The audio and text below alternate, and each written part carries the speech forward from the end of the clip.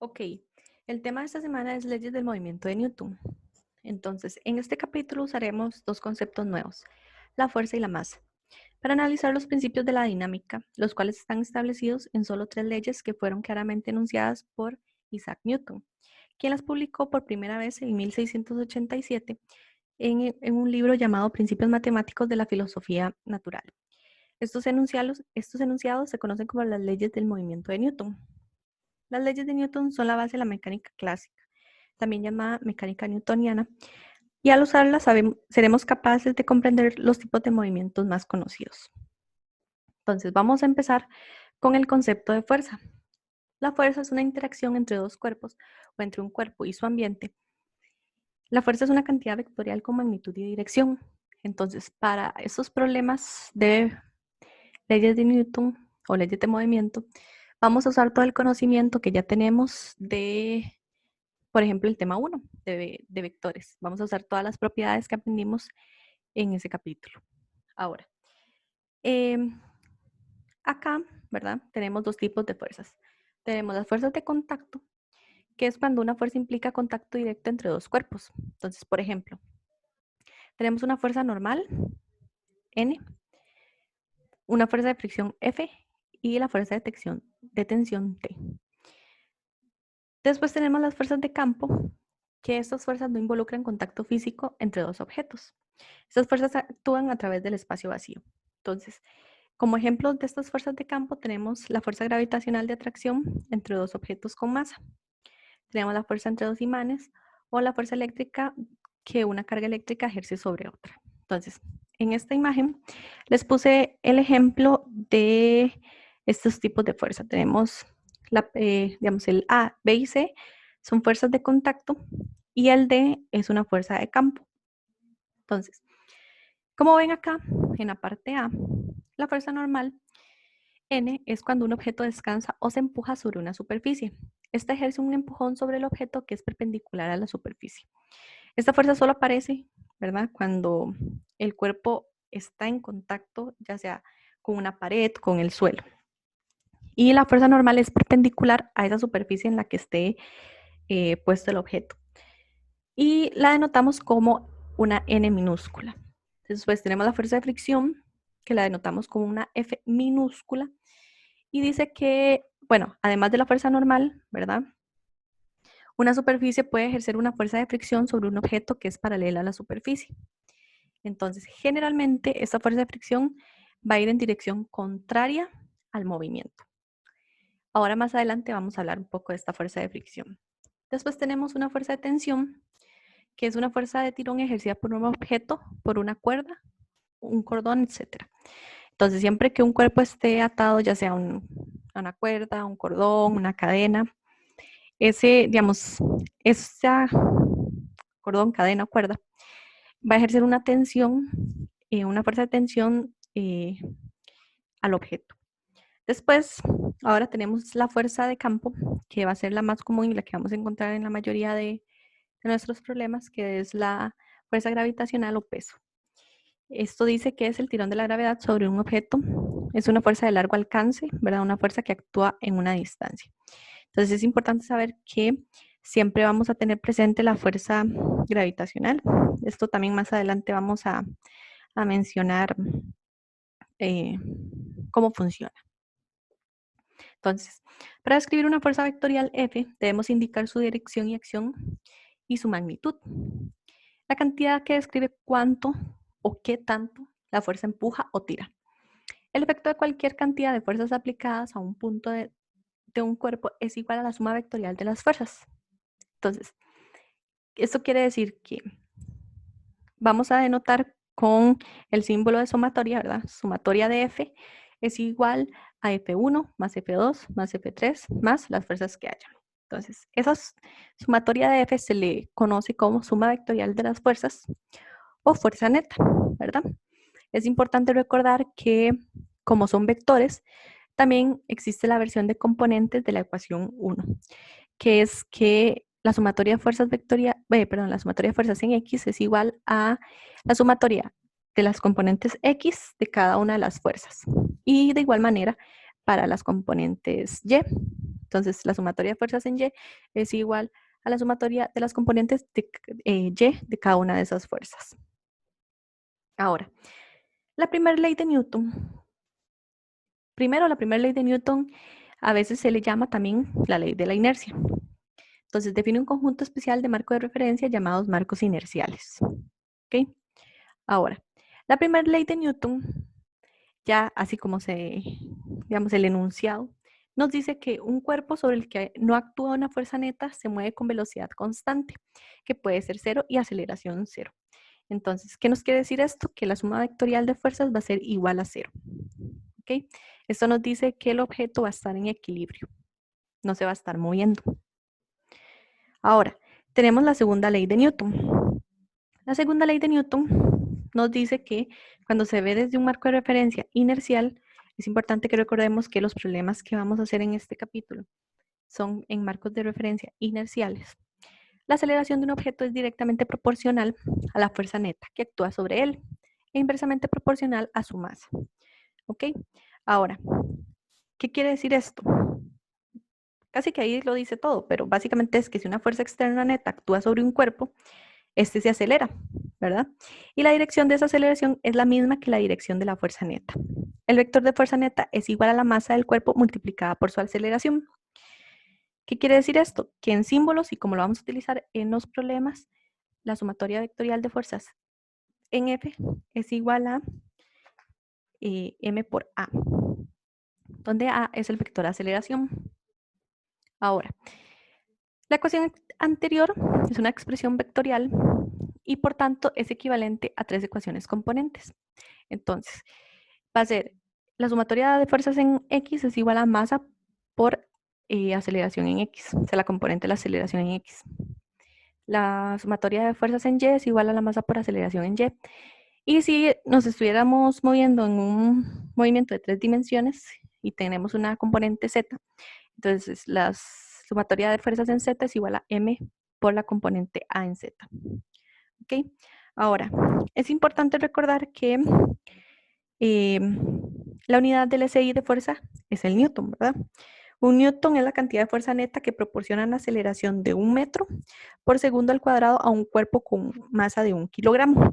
Entonces, newton va a ser equivalente a kilogramo por metro por segundo al cuadrado, donde kilogramo es las unidades de masa y metros por segundo las unidades de aceleración. Okay. Es importante recordar que m por el vector a no es una fuerza, ¿verdad? Hay que tener en cuenta que aun cuando el vector m por aceleración, ¿verdad?, sea igual a la suma vectorial de todas las fuerzas que actúan sobre el cuerpo. Este vector no es una fuerza, ¿verdad? La aceleración es un resultado de una fuerza neta distinta de cero. No es una fuerza por sí misma. Entonces, ahí voy a ponerle como comillas, ¿verdad? El sentido común es pensar que hay una fuerza de aceleración que no se empuja contra el asiento cuando ustedes van en sus automóviles, ¿verdad? Esa fuerza que ustedes creen como que los acelera hacia adelante, como un empujón, ¿verdad? Pero realmente esa fuerza no existe. Esa fuerza se le llama fuerza ficticia. Entonces, más bien nuestra inercia nos hace tender a permanecer en reposo con respecto a la Tierra y el auto acelera a nuestro alrededor. Entonces, esta confusión de sentido común surge al tratar de explicar la segunda ley de Newton, donde no es válida, en un marco de referencia no inercial de un automóvil en aceleración. Entonces, nosotros solo examinaremos el movimiento en marco de referencia inerciales. Entonces, eso es importante que ustedes lo mantengan presente. Ahora, vamos a hablar de la fuerza gravitacional y el peso. Entonces, todos los objetos son atraídos hacia la Tierra, ¿verdad? Porque todos estamos, ¿cómo se llama esto? Como en la superficie terrestre y experimentamos, o sea, todos estamos bajo la presencia de la fuerza gravitacional que ejerce la Tierra a nosotros, ¿ok? Entonces, como dice ahí, ya se los mencioné, la fuerza de atracción que ejerce la Tierra sobre un objeto se llama fuerza gravitacional y la denotamos como la, digamos, FG, ¿verdad? Vector. Y podemos escribir la ecuación que es el vector fuerza con el subíndice g es igual a m por la aceleración gravitacional, que recuerdan, nosotros habíamos denotado esta aceleración como g, ¿verdad? Para los ejemplos de movimiento en dos dimensiones. Entonces, por tanto, digamos, el peso de un objeto, al definirse como la magnitud de Fg, está dado por la expresión Fg igual a mg. Entonces, hay que tener cuidado con algo en esta parte, es que el peso de un cuerpo actúa en todo momento, ¿verdad? Es importante entender que el peso de un cuerpo actúa sobre el cuerpo todo el tiempo, ya sea que esté en caída libre o no. Entonces, si colgamos un objeto, por ejemplo, que ustedes coloquen un objeto de una cadena, ese está en equilibrio y su aceleración es 0, pero su peso, dado por esta ecuación 2, sigue tirando hacia abajo sobre él, ¿verdad? Entonces, en este caso, la cadena tira del objeto hacia arriba con una fuerza ascendente. Entonces, la suma vectorial de las fuerzas es 0, pero el peso continúa actuando. Entonces, ¿por qué les digo esto? Porque es importante que ustedes se acuerden de que en todo objeto que vamos a estudiar siempre va a estar presente la fuerza gravitacional y el objeto va a tener peso. Es común que la gente, no sé si ustedes cuando van a un hospital o a la clínica, ustedes dicen como, bueno, los voy a pesar. Realmente ustedes no los están pesando, ustedes les están midiendo la masa. Entonces eso es un concepto erróneo que la gente ha adoptado, ¿verdad? Ustedes cuando van, cuando ustedes, lo que comúnmente llaman como cuando ustedes pesan en una balanza, lo que ustedes están midiendo es la masa corporal que ustedes tienen, no están midiendo su peso. Si ustedes quisieran saber su peso, tienen que multiplicar ese valor de masa por 9.8, ¿verdad? Y ya les da la fuerza gravitacional. Bueno, es importante también recordar que la fuerza gravitacional, bueno, el G, que usamos en esta expresión de fuerza gravitacional, varía, ¿verdad? Con la ubicación. Pero para este caso vamos a usar G igual a 9.8 metros por segundo, ¿verdad? Para problemas que tengamos acá en la Tierra. Lo usamos con dos cifras significativas, generalmente dependiendo del lugar de la Tierra que estamos. La segunda cifra es donde vamos a tener como la incertidumbre, entonces por eso usamos 9.8. Ahora, vamos a hablar de la tercera ley de Newton. Entonces, la tercera ley de Newton, como viene definida en el libro, nos dice que si dos objetos interactúan, la fuerza 1, 2 que ejerce el objeto 1 sobre el 2 es igual en magnitud y opuesta en dirección a la fuerza 2, 1 que ejerce el objeto 2 sobre el objeto 1. ¿Ok? Bueno, ¿qué quiere decir eso? Entonces, si el cuerpo 1 ejerce una fuerza sobre el cuerpo 2, entonces 2 ejerce una fuerza sobre 1 y estas dos fuerzas tienen la misma magnitud pero dirección opuesta y actúan sobre diferentes cuerpos. Entonces, a una de estas fuerzas le vamos a llamar acción y a la otra le vamos a llamar reacción. Generalmente a estas dos fuerzas les llamamos par acción-reacción. ¿Ok? Eso es importante. Digamos, recuerden que las fuerzas estas de la tercera ley de Newton van a actuar en cuerpos distintos, ¿verdad? Tienen la misma magnitud, pero dirección contraria. Ahora, vamos a hablar de los modelos de análisis utilizando la segunda ley de Newton. ¿Ok? Entonces, el primero es el modelo de análisis de una partícula en equilibrio.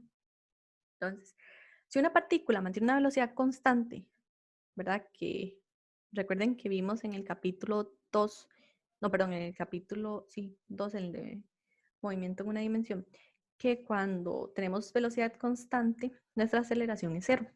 ¿Ok? También podría ser que la partícula tenga velocidad 0. Entonces, en ese caso, también la aceleración va a ser 0. Entonces, las fuerzas sobre la partícula se equilibran y la segunda ley de Newton se reduce a que la sumatoria de fuerzas, ¿verdad? Es igual a 0, que es la primera ley de Newton, ¿verdad? Es un objeto en equilibrio. Entonces, si ustedes ven, el objeto está en reposo. Ahora, digamos que ustedes tienen una lámpara ahí en la sala de la casa. Entonces esa lámpara está guindando y la sostiene una cadena. ¿Ok? Entonces, a la par, vamos a hacer el diagrama de fuerzas aquí en el lado derecho de la imagen. Entonces, tenemos que hay una tensión hacia arriba, ¿verdad? Que denotamos como T. Y tenemos una fuerza gravitacional Fg que va hacia abajo. Recuerdan que la fuerza gravitacional siempre va a estar presente. Entonces, la sumatoria de fuerzas de la lámpara la expresamos de la siguiente manera, que es coger las dos componentes, ¿verdad? La sumatoria de componentes en X y la sumatoria de componentes en Y e igualarlo a cero. En este caso, como la lámpara está en equilibrio y no hay fuerzas, digamos, afectando en la parte X, o sea, en la parte horizontal, no vamos a considerar la sumatoria de fuerzas en X porque da cero, ¿verdad? Ahora, vamos a hacer en Y la sumatoria de fuerzas. Entonces, tenemos que la sumatoria de fuerzas en Y va a ser igual a la tensión que va hacia arriba y es positiva, menos el Fg que va hacia abajo, ¿verdad? Entonces, por eso ponemos el menos, porque va en Y negativa. Y eso es igual a 0. Si despejamos, vemos que nuestra tensión va a ser igual a la fuerza gravitacional. ¿Qué quiere decir eso? Que la fuerza que tiene que tener la cadena tiene que ser igual a la fuerza gravitacional para que no se caiga. ¿Ok? Ahora, vamos a hacer el modelo de análisis, ¿verdad? De una partícula bajo una fuerza neta. Entonces, si una partícula de masa m experimenta una fuerza neta distinta de cero, su aceleración se relaciona con la fuerza neta mediante la segunda ley de Newton. Entonces, tenemos que que es la fuerza vectorial, o sea, la sumatoria de fuerzas vectoriales es igual a masa por aceleración. ¿Ok? Ahora, voy a ponerles un ejemplo aquí en la siguiente filmina o diapositiva que nos dice que la sumatoria de fuerzas la expresamos de la siguiente manera. Siempre vamos a hacer eso. Vamos a dividir en componentes, componentes en X y componentes en Y. Ahora, si ven, nuestra imagen nos dice que es un niño jalando una caja con una cuerda. Entonces, esa cuerda genera una tensión para poder ir jalando la caja. Entonces, la tensión va hacia la derecha. Ahora, no tenemos como ningún movimiento en Y, pero si ven, como habíamos dicho, la caja está sobre una superficie, entonces existe una fuerza normal de la superficie eh, en el objeto. Y además tenemos la fuerza gravitacional, ¿verdad? Porque todo cuerpo tiene fuerza gravitacional. Entonces, ahora, ya que escribimos nuestra expresión en componentes, ya vamos a ver qué fuerzas son las que afectan.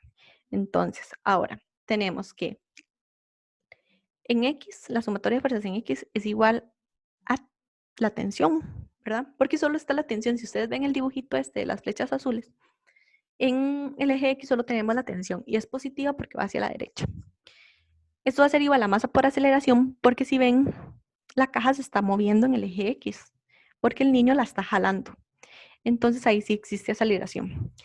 Ahora, para Y, nosotros vemos que hay una fuerza N hacia arriba, que es positiva.